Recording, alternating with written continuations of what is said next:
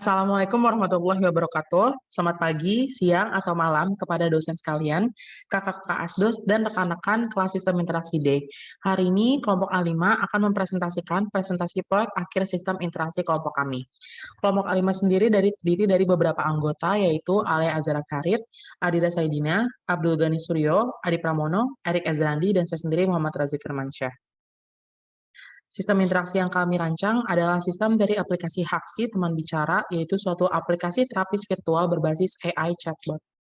Latar belakang aplikasi Haksi Teman Bicara memiliki 2 poin penting. Yang pertama ialah efisiensi dan efektivitas terhadap jarak dan waktu. Mudah bagi mereka untuk berkonsultasi jika jarak antara tempat mereka tinggal dengan psikolog ialah dekat. Namun bagaimana dengan mereka yang tempat tinggal sangat jauh? Pasti akan menghabiskan banyak waktu dan tenaga untuk datang ke tempat praktik psikolog, bukan? Terlebih lagi jika orang tersebut harus membutuhkan bantuan secepatnya. Poin yang kedua ialah kebebasan bercerita.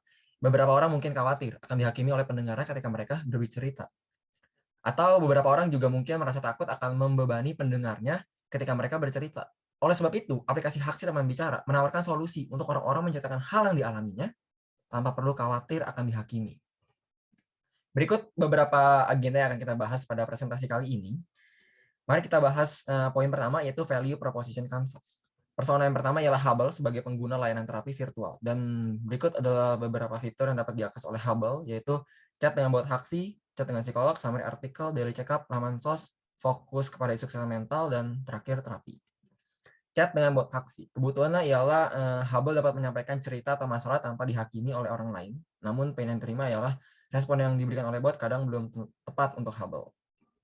Fitur selanjutnya adalah chat dengan psikolog. Kebutuhannya ialah mendapatkan penanganan profesional mengenai kesehatan mental yang dihadapi. Pain-nya adalah psikolog yang tersedia tidak sebanyak Hubble. Fitur berikutnya summary artikel, di mana kebutuhannya adalah mencari informasi umum terkait kesehatan mental seperti pengertian umum, gejala, dan saran terapi. Namun, pain-nya adalah informasi yang disediakan bersifat umum, sehingga tidak cocok untuk isu kesehatan mental yang sifatnya spesifik. Fitur berikutnya adalah daily check-up, di mana Hubble kebutuhannya adalah mendapatkan atensi kesehatan mental dan pengecekan kesehatan mental Hubble setiap harinya oleh bot Haksi. Namun pain-nya adalah hasil pengecekan yang diberikan bisa saja tidak sesuai dengan Hubble. Selanjutnya adalah fitur laman sos, di mana Hubble mendapatkan penanganan pada kondisi gawat darurat dengan menelepon layanan gawat darurat. Pain-nya adalah layanan gawat darurat yang tersedia mungkin saja tidak sebanyak Hubble. Selanjutnya adalah fokus kepada isu kesehatan mental yang ingin dihadapi. Kebutuhan adalah terdapat pilihan fokus isu yang beragam, sehingga Hubble dapat memilih fokus isu kesehatan mental spesifik, sesuai dengan isu yang ingin dihadapi oleh Hubble. Namun pain-nya adalah semakin banyak fokus isu yang dipilih, Hubble juga akan menerima semakin banyak informasi, sehingga membuat Hubble kebingungan dan tidak teratur. Fitur selanjutnya adalah fitur terapi, yaitu kebutuhannya adalah Hubble dapat memilih terapi yang disesuaikan dengan isu kesehatan mental, namun pain-nya adalah terapi yang dilakukan mungkin tidak efektif bagi Hubble. Oke, persona selanjutnya adalah psikolog, di mana berperan sebagai memberikan layanan terapi virtual, dan berikut adalah fitur yang dapat diakses oleh psikolog, yaitu chat dengan Hubble, summary artikel, menambah artikel, melihat fokus isu kesehatan mental, dan terapi. Yang pertama adalah chat dengan Hubble. Kebutuhan adalah dapat memberikan penanganan profesional kepada Hubble mengenai kesehatan mental yang dihadapi. Namun pain-nya adalah psikolog kewalahan dengan banyaknya Hubble. Summary artikel. Kebutuhannya adalah psikolog mencari informasi umum terkait kesehatan mental meliputi pengertian umum, gejala, dan saran terapi. Selain menambah pengetahuan, fitur ini juga memberikan gambaran apa yang dibaca Hubble kepada psikolog. Selanjutnya adalah pain yang diterima adalah informasi yang disediakan bersifat umum. Selanjutnya adalah fitur menambah artikel, di mana kebutuhannya adalah psikolog dapat menambahkan artikel mengenai isu kesehatan mental pada aplikasi. Artikel yang dibuat akan memiliki keterangan nama psikolog yang menulis artikel tersebut. Namun pain yang dirasakan adalah psikolog yang baru bergabung mungkin kesulitan dalam menulis artikel karena navigasinya yang cukup rumit. Kemudian fitur selanjutnya adalah melihat fokus isu kesehatan mental yang dihadapi Hubble. Needs-nya adalah terdapat pilihan fokus isu yang beragam.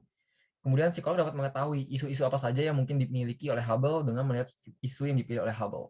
Pain yang dirasakan ialah isu yang dipilih Hubble mungkin saja terlalu banyak dan tidak tepat untuk kondisi yang sebenarnya dihadapi oleh Hubble. Fitur yang terakhir adalah terapi, di mana kebutuhan adalah dengan mengetahui dan memahami fitur terapi yang terdapat di aplikasi, psikolog dapat memberikan saran penggunaan aplikasinya sesuai dengan Hubble.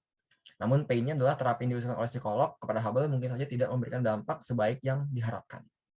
Selanjutnya saya akan menjelaskan mengenai user research dan persona. User research yang dilakukan oleh kelompok kami adalah dengan melakukan metode wawancara secara sinkronus dan juga online dengan responden sejumlah 5 orang mahasiswa yang berada pada rentang usia 19 hingga 21 tahun dengan waktu wawancara yang dilakukan pada 16 hingga 20 April 2022. Kami merumuskan 7 tujuan dan rumusan pertanyaan dalam melakukan wawancara ini. Yang pertama adalah kami mengidentifikasi apakah fitur chat untuk bercerita mengenai kesehatan mental diperlukan.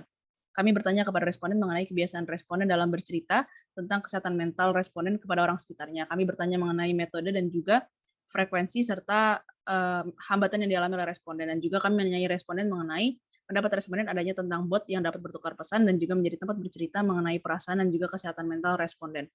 Yang kedua, kami mengidentifikasi apakah fitur daily check-up dapat mengontrol kesehatan mental pengguna. Kami bertanya kepada responden mengenai pendapat responden apabila ditanyai mengenai kabarnya setiap hari, serta kebutuhannya. Lalu yang ketiga, kami mengidentifikasi apakah fitur summary artikel menambah wawasan pengguna mengenai isu kesehatan mental. Kami bertanya kepada responden mengenai kebiasaan responden dalam membaca artikel mengenai isu kesehatan mental, serta kebutuhannya. Lalu yang keempat, kami mengidentifikasi apakah fitur fokus isu kesehatan mental membantu fokus pengguna dalam menangani sebuah isu kesehatan mental. Kami bertanya mengenai pendapat responden tentang adanya pengaturan fokus isu dalam menangani sebuah kesehatan mental. Lalu yang kelima, kami mengidentifikasi apakah fitur terapi dapat memperbaiki kesehatan mental pengguna agar menjadi lebih baik. Kami bertanya kepada responden seberapa butuh jika seseorang sedang mengalami isu kesehatan mental, apakah seseorang itu membutuhkan bimbingan atau terapi. Lalu yang keenam adalah kami mengidentifikasi apakah fitur laman SOS dapat membantu pengguna mendapatkan penanganan gawat darurat kesehatan mental. Kami memberikan mini skenario tentang adanya suatu kasus krisis kesehatan mental dan bagaimana fitur laman SOS dapat membantu kasus tersebut. Lalu yang ketujuh adalah kami mengidentifikasi kebutuhan berhubungan dengan psikolog dalam menghadapi isu kesehatan mental. Kami menanyai responden bagaimana tentang pengalaman responden ketika berkonsultasi dengan psikolog, serta pendapat responden mengenai konsultasi lewat pesan dengan psikolog. Dari hasil wawancara tersebut, berikut yang kami dapatkan. Dengan tujuan yang pertama mengenai fitur chat, 3 dari 5 responden merasa bahwa sering bercerita mengenai isu kesehatan mental terhadap orang-orang di sekitarnya melalui pesan teks, dan juga 5 dari 5 responden merasa bahwa kehadiran AI chatbot dapat menjadi solusi kekhawatiran responden, serta menjadi wadah yang baik dan juga menarik untuk responden bercerita. Lalu untuk tujuan yang kedua, mengenai fitur daily check-up, 2 dari 5 responden merasa ingin ditanyai kabarnya setiap hari, namun 3 dari 5 responden merasa terganggu jika ditanyai mengenai kabarnya setiap hari. Untuk tujuan yang ketiga, mengenai summary artikel, 5 dari 5 responden setuju bahwa fitur artikel bermanfaat dan juga dibutuhkan untuk memberikan informasi kepada masyarakat awam tentang terkait kesehatan mental. Dan baiknya artikel tidak dibuat monoton serta tidak terlalu memakan waktu yang lama untuk membacanya. Serta untuk tujuan yang keempat, mengidentifikasi apakah fitur fokus isu kesehatan mental membantu fokus pengguna. 5 dari 5 responden setuju bahwa untuk mengidentifikasi fokus isu kesehatan mental sangatlah dibutuhkan. Lalu untuk tujuan yang kelima, mengidentifikasi apakah fitur terapi dibutuhkan. 5 dari 5 responden merasa setuju bahwa fitur terapi sangat dibutuhkan. Lalu yang keenam adalah mengidentifikasi apakah fitur laman SOS dapat membantu pengguna. 5 dari 5 responden merasa fitur SOS sangat bagus dan sangat baik untuk digunakan. Lalu untuk tujuan yang ketujuh, mengidentifikasi kebutuhan yang berhubungan dengan psikolog. 4 dari 5 responden setuju bahwa fitur chat dengan psikolog merupakan solusi yang baik dari segi efektivitas dan juga efisiensi terhadap waktu dan jarak, sedangkan 1 dari 5 responden beranggapan sesi konsultasi akan lebih baik melalui video conference. Berikut adalah hasil dari wawancara 5 responden yang telah kami dapatkan. Terbentuklah persona Hubble yang merupakan yang bernama Tom Holland dengan frustasi yang terdapat pada slide, serta ada persona psikolog yang bernama Zendaya yang merupakan seorang psikolog. Bagian selanjutnya akan dilanjutkan oleh rekan saya. Selanjutnya, saya Muhammad Razi Firmansyah akan menjelaskan sedikit mengenai proses recap of user journey mapping. Pada proses ini, kami melibatkan 2 proses utama, yaitu pembuatan user persona, di mana pada proses ini kami akan membuat user persona untuk setiap role pada aplikasi Haxi, yaitu adalah persona Hubble dan juga psikolog. Selanjutnya, kami akan melakukan proses task analysis untuk menganalisis setiap fitur pada aplikasi Haxi untuk setiap persona.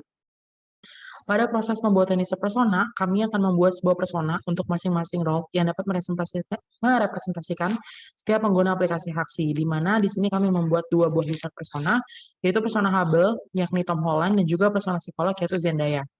Untuk persona Hubble Tom Holland, kami merepresentasikan pengguna yang menggunakan aplikasi dengan tujuan mencari bantuan dan terapi untuk menghadapi isu kesehatan mental yang ia miliki.